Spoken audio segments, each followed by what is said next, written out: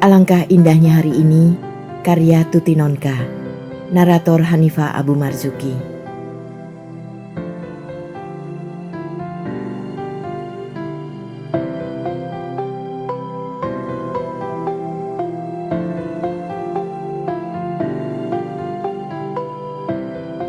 Sebelum kita mulai, jangan lupa support channel ini dengan cara klik tombol like dan subscribe.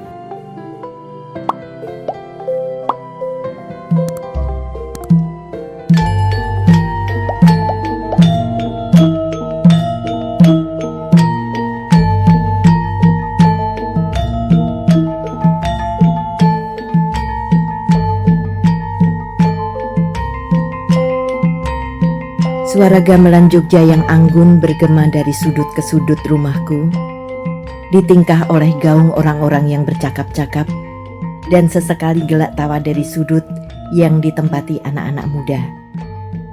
Segala macam warna pakaian, segala jenis parfum, gaya rambut serta make up dari Stendhal sampai Mangir Wangi berparade di sini. Di antara bunga-bunga yang bertebaran, gadis-gadis cantik hilir mudik mengantar para tamu ke tempat duduk yang sudah diatur rapi. Seorang tuan gendut yang karenanya membuat wajahnya tampak seperti kentang, masuk bersama sang nyonya yang tak kalah bulat. Permata yang bertebaran di tubuh sang nyonya menjadi pengumuman terbuka bahwa mereka adalah orang-orang yang dimanjakan Tuhan dengan materi. Kolega ayah Mas Denny itu tentunya tersenyum kesana kemari pada kenalan-kenalannya yang aduhai banyak.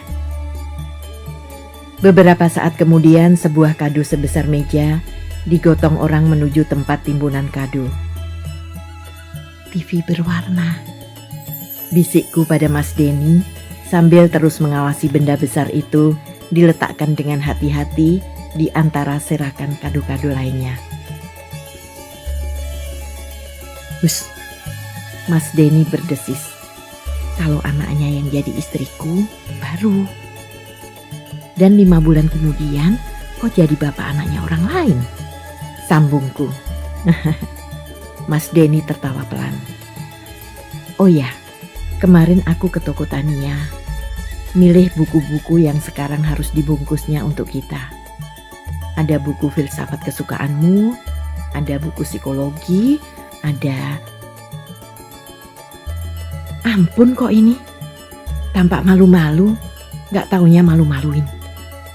Kayak anak-anak saja, minta kado kesana kemari. Adik-adikku kok todang apa? Aku tersenyum saja. Tentu saja yang kuomongkan tadi tidak benar. Walau Tania sahabat baikku dan toko bukunya cukup besar serta laris, aku toh tidak akan tega menyendok nasi dari piring keluarganya. Cuma diam-diam berdoa, semoga kali ini timbul keinginannya untuk melepaskan barang 5-10 bukunya untukku. Alin dan Iyun, dua-duanya adik Mas Denny, melangkah terjingkat-jingkat ke meja di tengah ruangan. Rupanya kain mereka terlalu singset. Kebaya beludru biru tua itu membuat kulit mereka tampak semakin putih, seperti boneka pualam saja. Iyun mengambil sepasang cangkir perak dari nampan yang dibawa Alin dan meletakkannya di atas meja kebesaran kami. Tamu-tamu yang memenuhi kursi pun sudah menyantap hidangan yang disajikan dan satu persatu mulai antri untuk mengambil makanan di meja depan.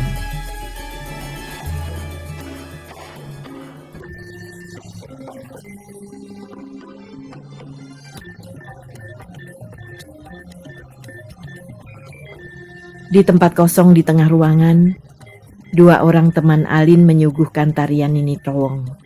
Lucu sekali.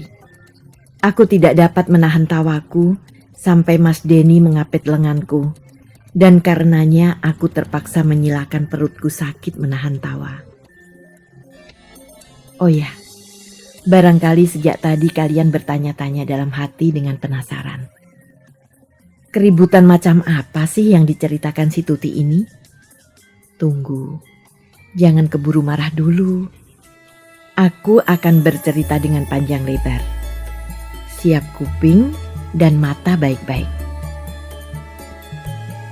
Hari ini, hari Minggu tanggal 10 Mei 1981, adalah hari ulang tahunku yang ke-21, sekaligus hari pertama aku boleh dipanggil dengan sebutan Nyonya.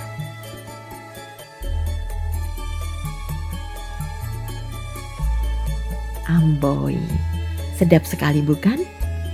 Nyonya muda yang bahagia, berseri-seri dan penuh semangat. Lantas pria yang duduk di sampingku ini siapa? Tak sukar menebaknya. Sebab sudah 3 tahun kami selalu bersama-sama. Bersama-sama sakit kepala bila sedang bertengkar. Bersama-sama kesal bila ada oknum-oknum tertentu yang sengaja menghembuskan gosip jelek tentang kami supaya kami pecah. Bersama-sama berjuang menghadapi rintangan. Dan bersama-sama tersenyum menikmati manisnya kasih sayang. Mas Denny, sarjana hukum yang masih kepul-kepul hangat, baru lulus, bernenek moyang Aceh, lahir di Irian, melewati masa kecilnya di Bali, dan besar di Jawa. Memang sejak masih di dalam perut ibunda sudah jadi petualang dia. Makanya tabiatnya pun seperti petualang. Ulet, percaya pada diri sendiri, dan selalu bisa mengatasi kesulitan. Barangkali sifat-sifat itulah yang membuat aku jatuh cinta padanya. Tempo-tempo dia suka menjadi pemborong rumah, di samping kesibukannya berorganisasi dan membaca buku-buku Sokrates, Freud, Iqbal, dan filsuf-filsuf dunia yang lain.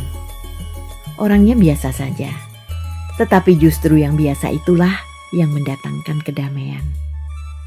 Barangkali seperti kata Iwan Simatupang dalam novel Kungnya, bahwa dalam saling menerima apa adanya inilah, dan tanpa pamrih apa-apa inilah, kita menemukan kebahagiaan. Tiba-tiba mataku tertarik pada keributan kecil di luar pagar halaman. Karena rumahku cukup luas, resepsi dilakukan di rumah. Adikku, Tinton, yang necis dengan jas kordure dan sepatu kikersnya, tampak sedang mengusir pergi seorang pengemis perempuan yang berjongkok di belakang deretan kursi tamu yang paling belakang. Pengemis itu memegang kaleng bekas margarin, barangkali akan minta sisa-sisa makanan dari para tamu.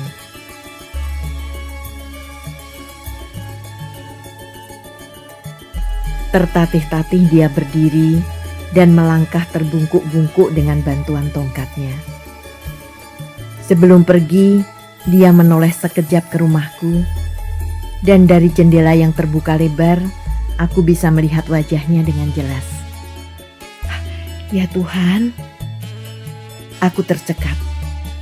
Pengemis itu adalah si nenek tua yang selalu datang minta sedekah padaku dan membalasnya dengan puji dan doa-doa yang amat tulus. Aku menoleh ke kanan kiri, mencari Alin dan Iyun atau siapa saja yang dapat kusuruh menahan nenek itu pergi. Malang betul, tidak ada seorang pun yang kelihatan. Apa boleh buat? Sambil bilang permisi ya mas pada Mas Denny, aku turun dari singgasanaku dan melangkah cepat-cepat menuju halaman depan. Tentu saja semua kepala berputar ke arahku, dan sekitar 300 pasang mata menatapku dengan terheran-heran. Peduli amat, pokoknya aku mau bertemu dengan nenek itu, bagaimanapun juga. Nenek pengemis itu sudah agak jauh berjalan, terbungkuk-bungkuk dan tertatih-tatih. Rasanya angin yang sedikit kuat saja akan mampu membuat tubuh lapuk itu tumbang ke bumi. Nek! Nek, seruku. Nenek itu terus juga berjalan, sedikit pun tak mendengar panggilanku. Selaput telinga tua itu agaknya sudah kaku betul, sehingga sukar menangkap gelombang suara. Ton, panggil nenek itu kembali. Perintahku pada Tinton yang masih memandangku dengan tercengang.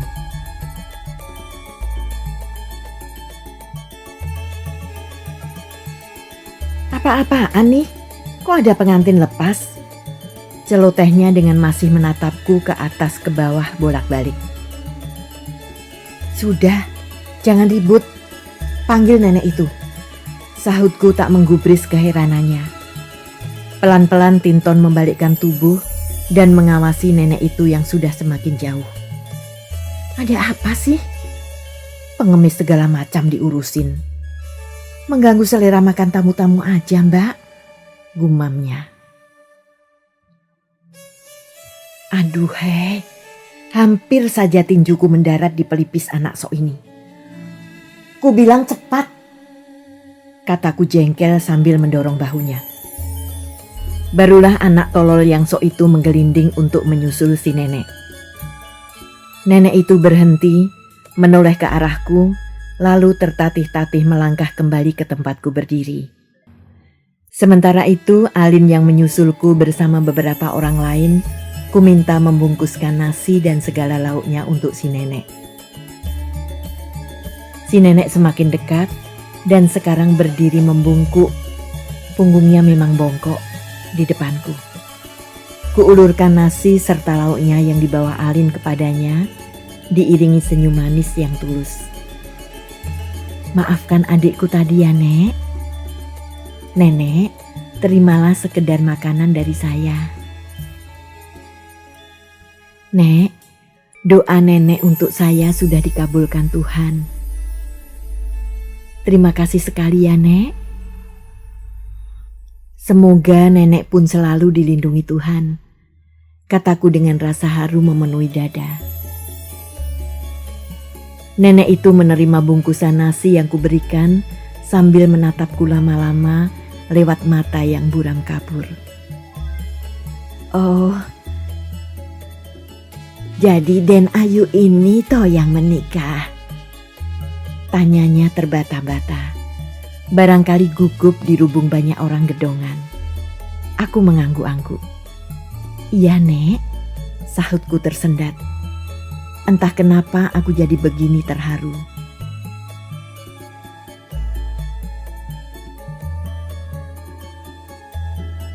Syukurlah. Doa nenek supaya Den Ayu mendapat jodoh yang baik. Rupanya sudah dikabulkan Tuhan.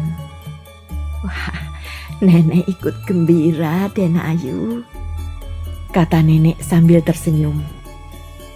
Mata tuanya yang buram sekonyong-konyong tampak jadi jernih dan bersinar. Ya, Nek, besok datanglah, Nek. Saya punya beberapa baju untuk nenek, tapi tak sempat mencarinya sekarang. Iya, terima kasih Den Ayu. Nenek pergi sekarang supaya tidak mengganggu tamu-tamu, katanya sambil menoleh ke kanan kiri dengan takut-takut. Aku mengangguk-angguk.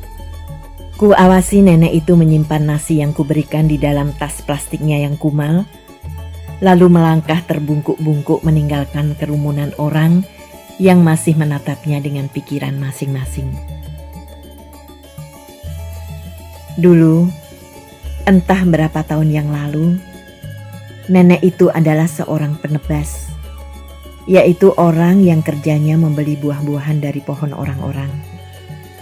Di halaman rumahku yang luas ini ada bermacam-macam pohon buah-buahan, jambu air, mangga, pepaya, rambutan, dan nangka.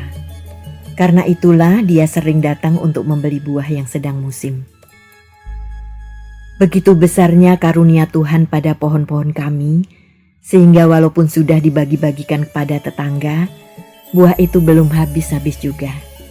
Karena itulah, ibu selalu menjualnya bila tetangga sudah mencicipi semua. Suatu ketika, nenek yang sudah mulai menurun kondisi tubuhnya itu jatuh ketika sedang memetik mangga di pohon orang.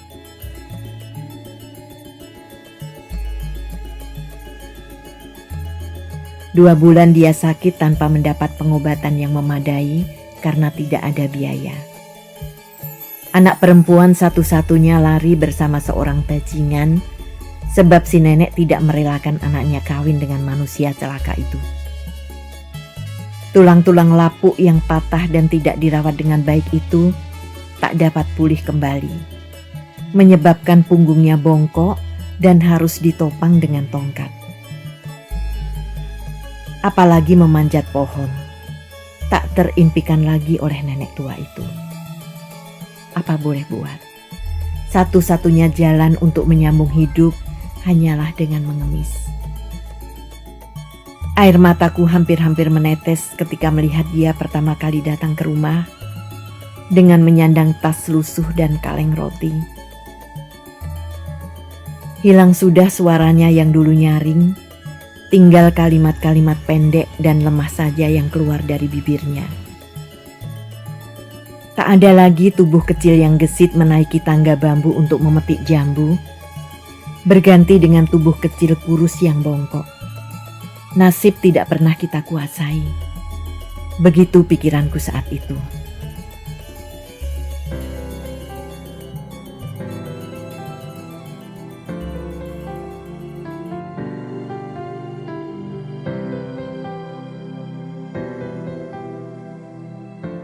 Terima kasih telah menikmati cerita ini.